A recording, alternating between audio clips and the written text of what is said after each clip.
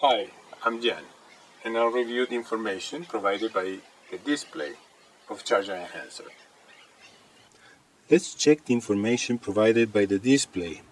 First we have status, which is white for standby, red for charging, and green when it finished charging and the system disconnected automatically the output.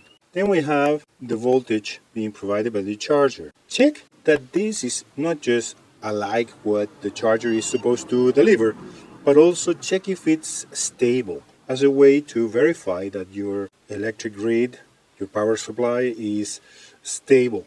Especially if you're traveling, you are in a new location, you don't know how stable it is. Then we have the output, which is the voltage being delivered by the wire that goes towards the vehicle, which in this moment is zero because we're not charging.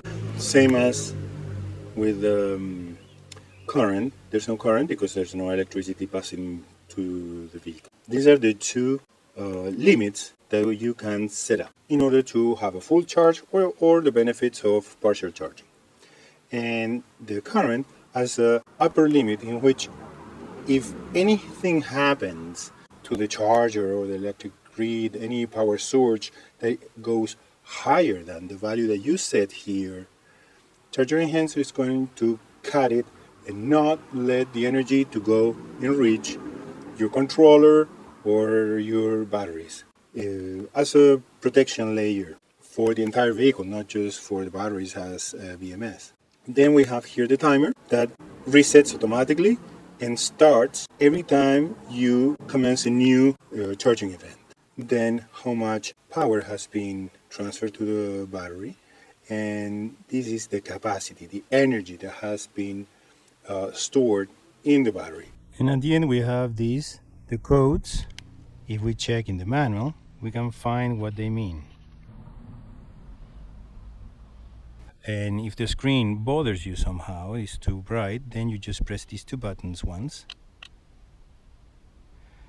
limiting the display to just the indicator color. Any button will bring it back. To set up Charger Enhancer is simple. It's just to set these two values corresponding to the output and this, the unit for the capacity. How? By just holding this button until it blinks, and each time you press again, it will change within the different parameters, and we can adjust them accordingly with the plus and minus by just a pulse or holding to change quickly. If you don't do anything, it just saves the last settings, or you can just hold to save it. And that's it. That's all you need to do to set it up. I hope you like it. See you.